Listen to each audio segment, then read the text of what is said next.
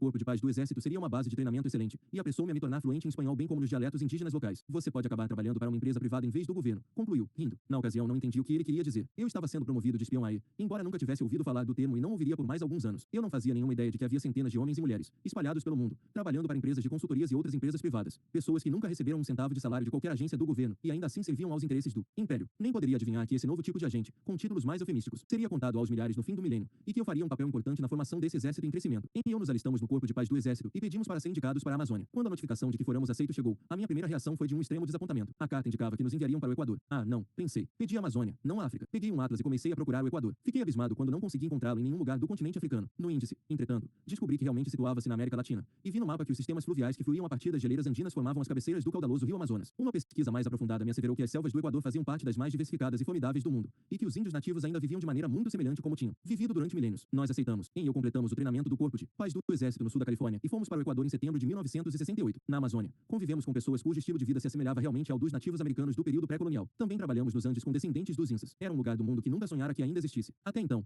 os únicos latino-americanos que eu conhecera eram os prepis ricos da escola em que o meu pai lecionava. Acabei simpatizando com aqueles povos indígenas que subsistiam de caça e da agricultura primitiva. Sentia um estranho tipo de parentesco com eles. De alguma maneira, eles me faziam lembrar dos souvenirs que eu havia deixado para trás. Um dia, um homem em trajes de executivo, e na greve, desceram de uma aeronave que acabará de chegar à pista de pouso da nossa comunidade. Ele era um dos vice-presidentes da Chas T. Men, Inc. Men, uma empresa de consultoria internacional que mantinha um perfil muito discreto e que era encarregada dos estudos para determinar se o Banco Mundial deveria emprestar ao Equador e seus países vizinhos bilhões de dólares para construir usinas elétricas e outros projetos de infraestrutura. Einar também era coronel da reserva do Exército Americano. Ele começou falando comigo sobre os benefícios de trabalhar para uma empresa como a Men. Quando mencionei que foi aceito pela ASN antes de entrar para o Corpo de Paz do Exército e que estava considerando voltar atrás com eles, ele me informou que ele próprio às vezes funcionava como uma ligação da ASN. Ele me lançou um olhar que me fez suspeitar de que parte da tarefa dele era avaliar as minhas potencialidades. Agora acredito que ele estava atualizando o meu perfil, e especialmente avaliando a minha capacidade de sobreviver em ambientes que a maioria dos americanos consideraria hostis. Passamos alguns dias juntos no Equador, e depois disso passamos a nos comunicar por carta. Ele me pediu para enviar relatórios de avaliação das perspectivas econômicas do Equador. Eu tinha uma máquina de escrever portátil, adorava escrever e fiquei muito feliz em atender a esse pedido. Ao longo de um período de mais ou menos um ano, enviei para Einar pelo menos umas 15 longas cartas. Nessas cartas, eu especulava sobre o futuro político-econômico do Equador e avaliava a frustração crescente entre as comunidades indígenas ao mesmo tempo que elas lutavam contra as companhias petrolíferas, as agências de desenvolvimento internacional e outras tentativas de trazê-las para o mundo moderno. Quando o meu período no Corpo de Paz do Exército chegou ao fim, Einar me convidou para uma entrevista de trabalho na sede da Men, em Boston. Durante a nossa entrevista privada, ele enfatizou que o principal negócio da Men era a engenharia, mas que o seu maior cliente, o Banco Mundial, começara recentemente a insistir em que mantivesse economistas no seu quadro de funcionários para fazer previsões de análises econômicas que determinassem a viabilidade e a magnitude dos projetos de engenharia. Ele me confidenciou que contratara 3 economistas altamente qualificados e com credenciais impecáveis, 2 com mestrado e 1 com PhD. Eles tinham fracassado totalmente. Nenhum deles, Einar disse, foi capaz de considerar a ideia de fazer previsões econômicas em países onde não havia disponibilidade de estatísticas confiáveis. Ele me disse ainda que, além disso, todos eles consideraram impossível cumprir as condições dos seus contratos, que lhes exigiam viajar para lugares remotos em países como Equador, Indonésia, Ilha e Egito, para entrevistar os líderes locais e fornecer avaliações pessoais sobre as perspectivas para o desenvolvimento econômico nessas regiões. Um deles tinha sofrido um colapso nervoso em uma aldeia isolada do Panamá. Tivera de ser escoltado ao aeroporto pela polícia panamenha, que o colocará em um avião de volta para os Estados Unidos. As cartas que você me enviou indicam que você não se importa em se arriscar, mesmo quando não se tem informações precisas. E considerando as suas condições de vida no Equador, acredito que você é capaz de sobreviver praticamente em qualquer lugar. Ele me contou que ele já havia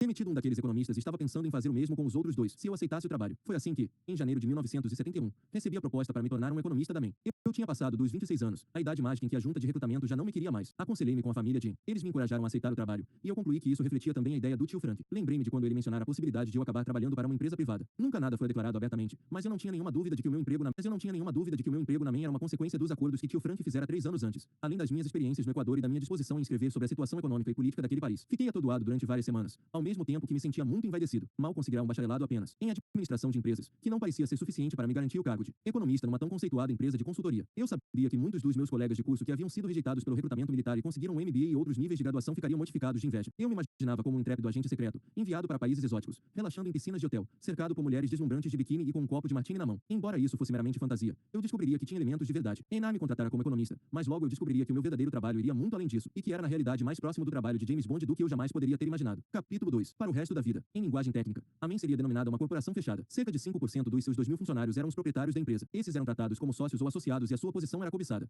Os sócios não só tinham poder sobre quem quer que fosse, mas também ganhavam uma montanha de dinheiro. A descrição era sua marca registrada. Eles tratavam com os chefes de Estado e outros executivos do mais alto escalão que esperavam que os seus consultores, assim como seus advogados e psicoterapeutas, observassem um código estreito de sigilo absoluto. Falar à imprensa era um tabu. Simplesmente não era tolerado. Como consequência disso, dificilmente alguém de fora da Men jamais ouviu falar de nós, embora muitos tivessem familiaridade com os nossos concorrentes, como Arthur DeLiro, Stone Webster, Brown e Rowe, Halliburton e Bishop. Uso o termo concorrentes de maneira indiferente, porque na verdade a Men estava sozinha, na parada. A maioria dos profissionais do nosso pessoal era composta por engenheiros, muito. Embora a empresa não tivesse equipamento nenhum e nunca construiu nem sequer um depósito de materiais, muitos integrantes da Men eram ex-militares. Entretanto, não tínhamos contratos com o Departamento da Defesa nem com nenhuma das corporações militares. A nossa atividade era algo tão diferente da norma que durante os meus primeiros meses lá nem mesmo eu conseguia entender qual era o nosso negócio. Eu só sabia que a minha primeira missão concreta seria na Indonésia e que eu faria parte de uma equipe de 11 homens enviados para criar um planejamento básico de energia para a ilha de Java. Eu também sabia que Enar e outros que discutiam o trabalho comigo estavam ansiosos para me convencer de que a economia de Java passaria por um surto de prosperidade acelerado e que se eu quisesse me destacar como um bom analista e, portanto, receber propostas de promoção, deveria fazer projeções que demonstrassem exatamente isso, do papel para realidade. Enar gostava de dizer. Ele corria os dedos pelo ar passando por cima da cabeça. Uma economia que vai voar como um pássaro. Enar saía em frequentes viagens que normalmente duravam apenas 2 ou 3 dias. Ninguém comentava muito sobre elas nem parecia saber aonde ele fora. Quando estava na empresa,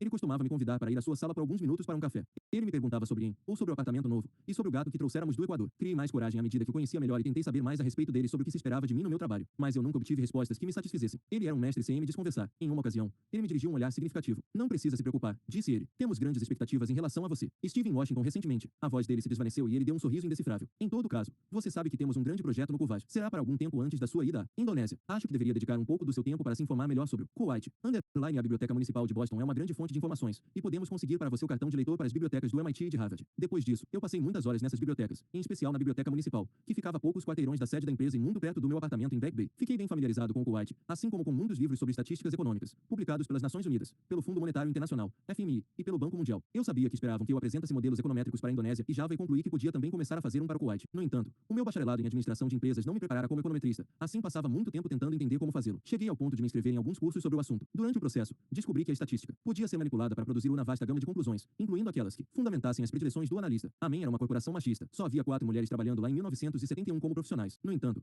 havia talvez 200 mulheres divididas entre os quadros de secretárias pessoais. Todo vice-presidente e gerente de departamento tinha uma, e o grupo de estenografia, que atendia aos restantes. Acostumei-me com esse preconceito sexual e, portanto, fiquei especialmente impressionado com o que aconteceu um dia na sessão de obras de referência da Biblioteca Municipal. Uma morena atraente se aproximou e sentou-se numa cadeira à minha frente do outro lado da mesa. Com o seu discreto vestido verde escuro, ela parecia muito sofisticada. Eu a considerava vários anos mais velha que eu na empresa, mas tentei me concentrar e não prestar atenção a ela, procurando me manter indiferente. Depois de alguns minutos, sem pronunciar uma palavra, ela empurrou um livro aberto na minha direção. Continha uma tabela com informações que eu vinha procurando sobre o Kuwait e um cartão com o nome dela, Claudine Martin, e o seu cargo, consultor especial da Chas. Temen, Inc. Levantei os olhos para os seus sedosos olhos verdes e ela estendeu minha mão. Pediram que eu ajudasse no seu treinamento, disse ela. Eu não conseguia acreditar que aquilo estivesse acontecendo comigo. A partir do dia seguinte, nos encontrávamos no apartamento de Claudine, na Beacon Street, alguns quarteirões adiante da sede da MEN, que ficava no Prudential Center. Durante a nossa primeira hora juntos, ela me explicou que a minha posição era pouco convencional e que precisávamos manter tudo altamente confidencial. Ela me contou que ninguém dera informações específicas sobre o meu trabalho porque ninguém tinha autorização para isso, a não ser ela. Então ela me informou que a sua tarefa era me preparar para ser um assassino econômico. O próprio título em si evocava as antigas aventuras românticas de capa e espada. Fiquei embaraçado pela risada nervosa que me ouvi dar. Ela sorriu e me garantiu que o senso de